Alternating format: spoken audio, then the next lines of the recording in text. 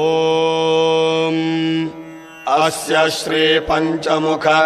हनुमत्कवच मंत्रस्य ब्रह्मा ऋषिः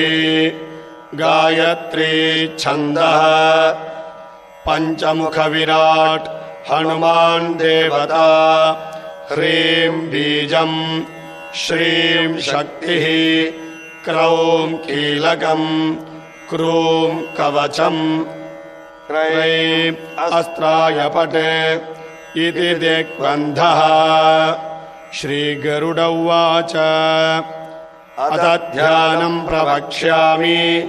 शृणु सर्वाङ्गसुन्दरी यत्कृतं देवदेवेन ध्यानं हनुमतः प्रियम् पञ्चवक्त्रं महाभीमं त्रिपञ्चनयनैर्युतम् बाहुभिर्दशभिर्युक्तम्